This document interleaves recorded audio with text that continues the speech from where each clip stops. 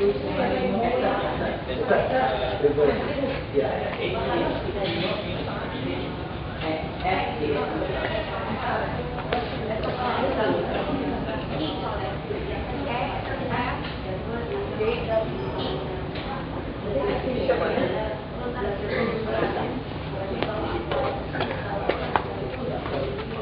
dengan Kak Syakur. Kak Syakur. Boleh dulu mau di. Jadi sebelumnya untuk selama pengambilan gambar harap suaranya dioptimalkan. Sama nanti ketika eye contact-nya nggak usah ke kamera, Kak, jadi menghadap interviewernya aja. Sama Suara segimana? Segini cukup? Kalau bisa lebih besar sedikit. Segini cukup. Cukup. Dan paling mohon maaf Kak kalau misalnya di tengah-tengah harus diminta berhenti dulu kalau kameranya full, mohon maaf ya Kak, jadi nanti biar di stop dulu. Segini cukup. Dengan Kak Ihsan Abdul Syakur. Iya, betul.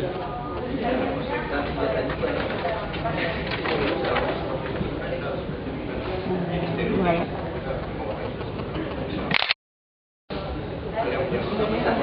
Selamat pagi. Selamat pagi. Terima kasih sebelumnya kepada Kak Ihsan Abdul Syakur, panggilannya dengan Kak Syakur. Iya, betul. Yang sudah bersedia untuk diwawancarai hari ini. Sebelumnya perkenalkan, nama saya Tuti dari Psikologi Universitas Indonesia. Oke. Jadi mungkin tadi dikasih gambaran besarnya kayak apa yang akan sekarang mungkin akan saya pandu. Pertama, Kak Syakur asalnya dari mana dan berkuliah di universitas mana? Saya itu kalau ayah dan ibu dua-duanya keluarga asli Aceh. Ya, jadi kalau ayah dan ibu tuh dari kecil lahirnya sudah di Aceh, kakek, nenek semuanya keluarga Aceh. Tapi kalau saya sudah lahir dari kecil di Jakarta. Lalu berkuliah di Institut Teknologi Bandung jurusan Teknik Telekomunikasi. ITB. Iya, di Fakultas TI ITB. Angkatan berapa? Angkatan 2006. 2006 lulus tahun? Lulus tahunnya 2011. Ya, kuliahnya 4,5 tahun. Berarti itu setelah lulus langsung apply ya Kak? Apa apply-nya bahkan sebelum lulus? Ya, jadi apply-nya tuh pernah sebelum lulus. Jadi waktu itu ada pengajar muda angkatan 2, saya sudah apply. Memang karena waktu kuliah sudah ada niatan untuk ikut Indonesia Mengajar, namun untuk pengajar muda angkatan 2 saya sudah mendapat kontrak, cuma ada masalah keluarga, saat itu kakak sakit, jadi harus menunda dulu. Sehingga saya apply lagi di 2011 akhir untuk pengajar muda angkatan 3 gitu. Ditempatkan di Kabupaten Halmahera Selatan. Di Desa Belang-Belang, nama SD-nya SD Impres Belang-Belang. Mendapatkan kesempatan untuk mengajar kelas berapa Pak? Jadi waktu kehadiran saya itu memang kondisinya sekolahnya belum stabil, dalam artian kepala sekolah dan guru itu belum memiliki administrasi dan manajemen yang baik, dan mereka menganggap kehadiran pengajar muda nih sebagai pahlawan nih, wah membantu sekali nih, ya terserah deh mau ngajar kelas berapa aja gitu.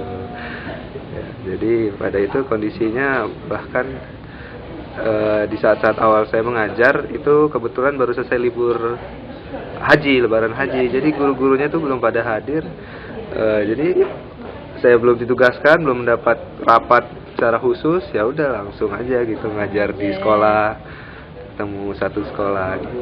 Itu belum hadir padahal memang sudah masuk waktu sekolah. Iya, sudah masuk waktu sekolah.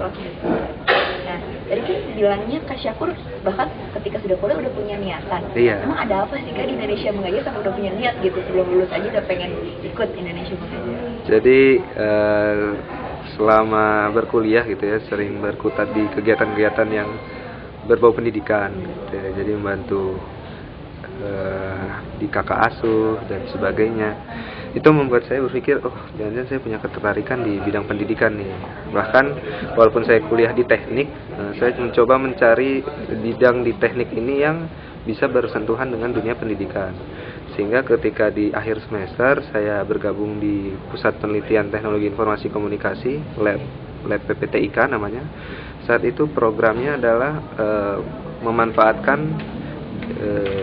infrastruktur telekomunikasi untuk mendukung kegiatan pembelajaran dengan cara kelas virtual gitu. Jadi digital learning lah.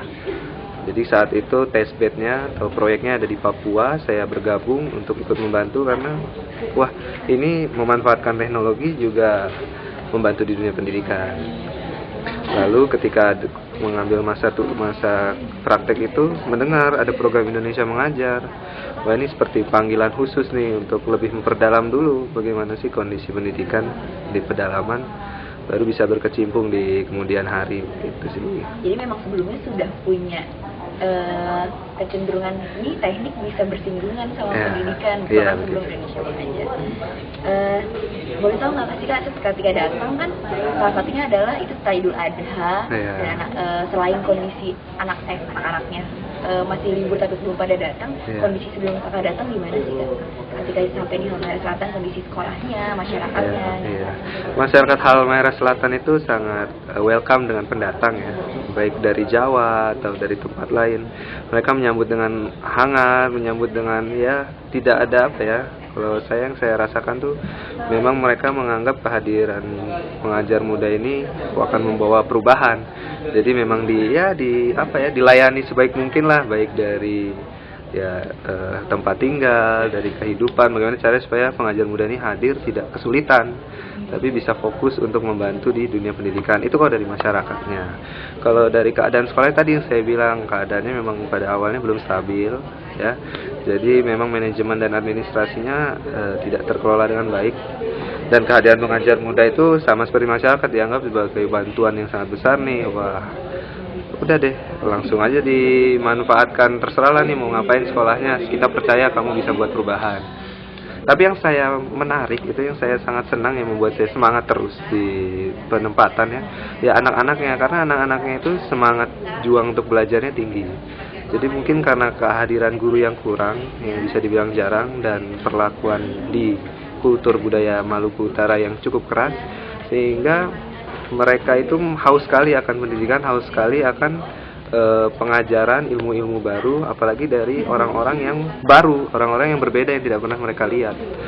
Nah, kondisinya memang waktu saya datang sudah begitu. Kebetulan saya meneruskan Hendra Arifin, Aheng, dan dia itu memang sudah menanamkan kepada anak-anak untuk bisa mengejar cita-citanya setinggi mungkin. IM yang satu. Sehingga waktu saya hadir tuh mereka sudah siap untuk menerima bagaimana nih, apa nih kelanjutan, apa nih yang harus saya lakukan nih untuk bisa mengejar cita-cita saya. Jadi saya tidak menemukan kesulitan untuk langsung berinteraksi dengan anak-anak. Kalau boleh tahu Kak, tadi dibilang guru kurang. Komposisinya di SD tersebut dengan jumlah berapa anak, hanya ada berapa guru? Nah, komposisinya di sekolah kami itu ada sekitar 130 anak dengan gurunya pas 6 orang, satu kelas untuk satu guru. Jadi tidak ada guru tambahan, guru lain tidak ada.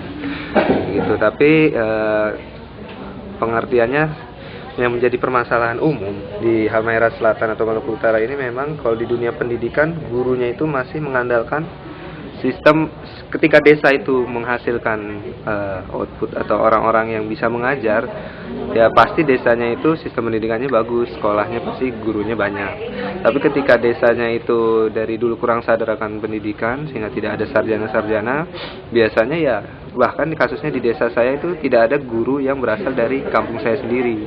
Semuanya itu berasal dari kampung yang lain, sehingga mereka kasusnya sama. Pertama rumahnya berbeda pulau, kedua bukan orang di kampung tersebut.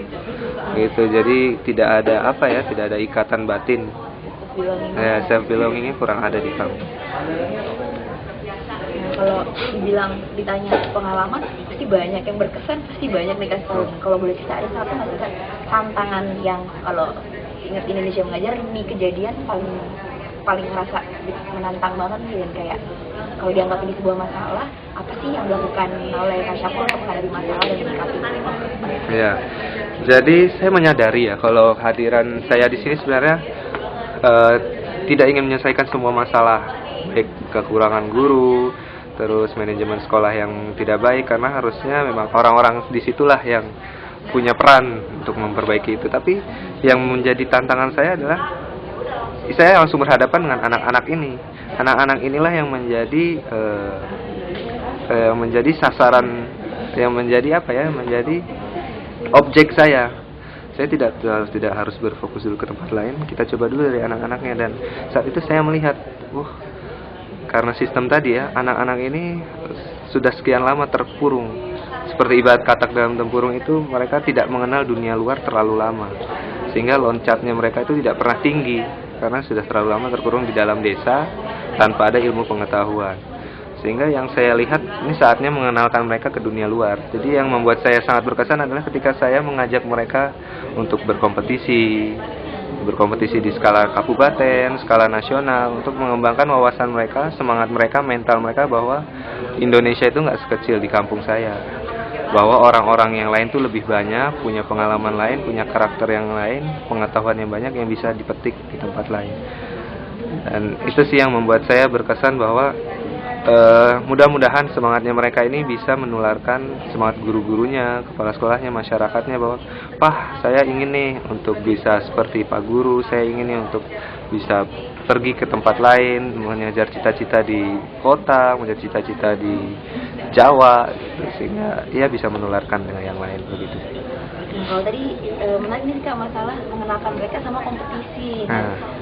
Memang sebelumnya kalau Kak Syafur lihat itu memang jiwa kompetisi mereka itu rendah, apa bahkan mereka sama sekali ya udahlah belajar aja. Mereka tidak mengenal, bahkan tidak tahu bahwa ya setiap dari mereka tuh punya bakat.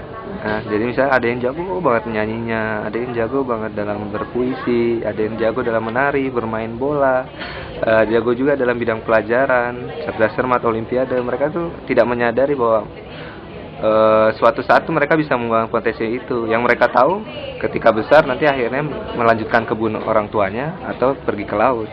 Begitu. Jadi awalnya sih tidak menyadari, dan saya melihat ada kesempatan di dunia luar, mereka punya potensi. Baru saya mulai itu dengan mengenalkan potensi mereka. Jadi mengadakan kegiatan-kegiatan dulu di sekolah gitu loh. Kegiatan ekstrakurikuler di pramuka, sanitari, berbaca puisi, bermain bola. Jadi mereka sadar, wah asik nih di sini. Oh, saya rupanya punya bakat di sini. Sehingga ada kesempatan itu, gimana mereka bisa mencoba menampilkan bakatnya. Barulah saya ajak mereka, oh rupanya. Akhirnya mereka sadar gitu. Ibarat kata kalau waktu awal tuh cita-citanya kalau nggak jadi berkebun, nelayan, itu udah mulai berkembang lah. Jadi ada harapan jadi pelukis, jadi penyanyi.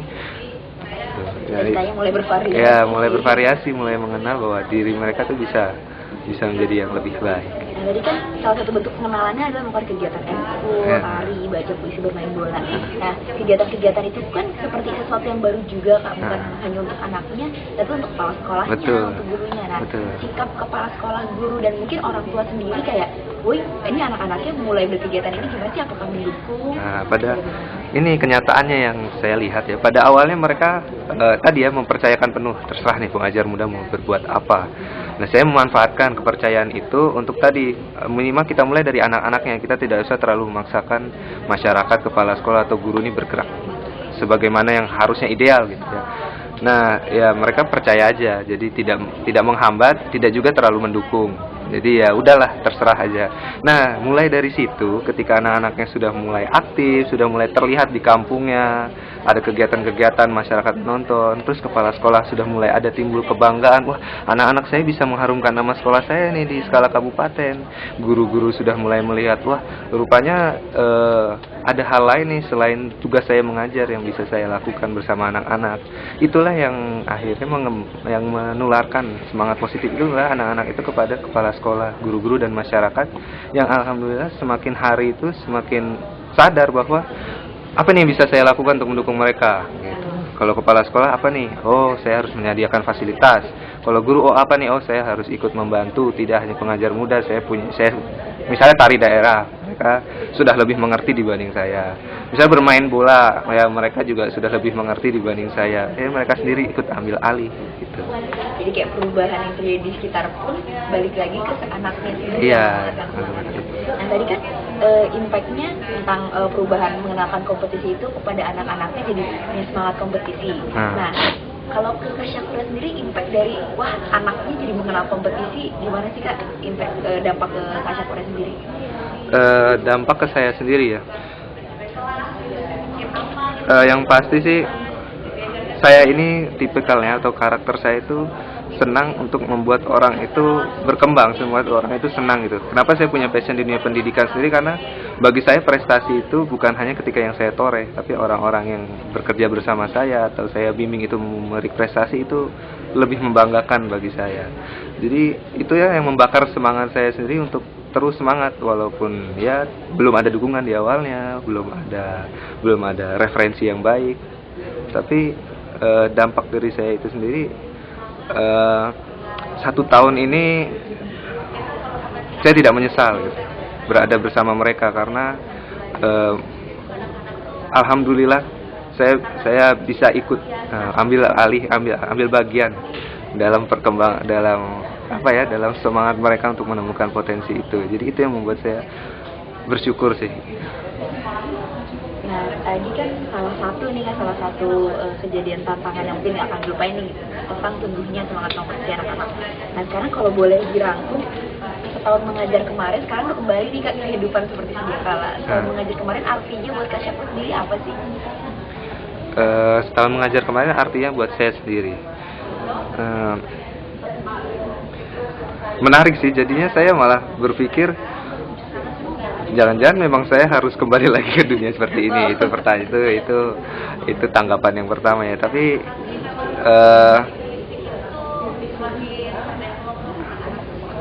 masih banyak sekali ya. Rupanya itu kan menjawab pertanyaan saya sendiri waktu sebelum mau ikut. Seperti apa sih kondisi di pelosok Indonesia? Dan saya sadari wah memang nih ketika saya bercerita dengan teman-teman yang lain, adanya gerakan Indonesia Mengajar bisa saling menginspirasi. Memang nih rupanya di berbagai pelosok ini mempunyai permasalahan yang sama. Akses mereka dan keterbatasan mereka membatasi dan mengurung mereka. Sehingga arti setahun mengajar bagi saya itu mengingatkan kepada saya bahwa potensi saya di bidang teknik tadi ini harus saya kembangkan, khususnya di bidang telekomunikasi ini untuk membantu daerah-daerah pelosok yang keterbatasan akses informasi. Begitu. Jadi saya sudah melihat sendiri nih, memang kenyataannya seperti itu. Dan apa yang harus bisa saya lakukan? Ini yang sedang saya coba pikirkan untuk seumur hidup saya nih, saya mau ngapain nih? Karena saya sudah melihat sendiri bahwa mereka tuh punya semangat yang sama walaupun berada di daerah pelosok.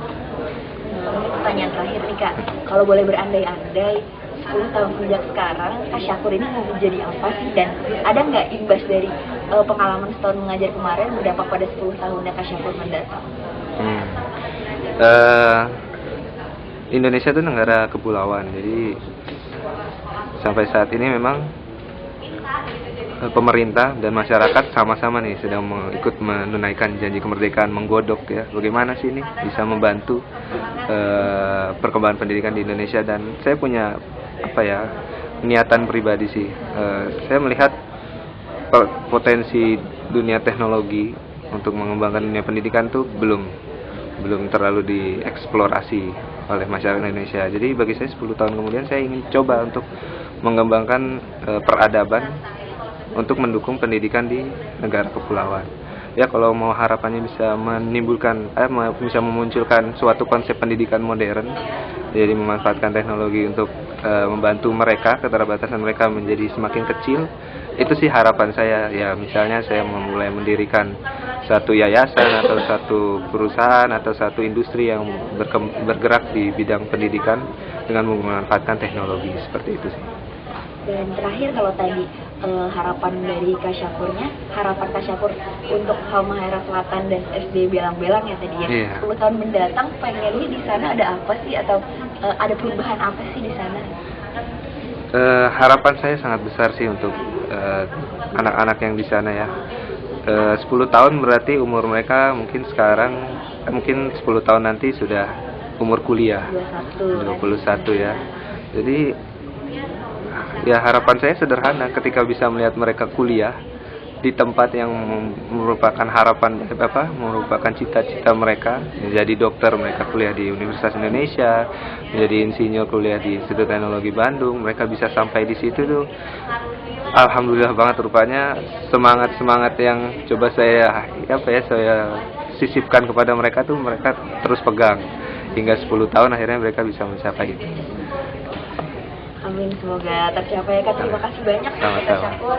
Mudah-mudahan sukses dan Iya. terus untuk kegiatannya dan Iya. Palmera Selatan sesuai dengan yang diharapkan. Oke, Terima kasih banyak, sama-sama. Kak. Sip.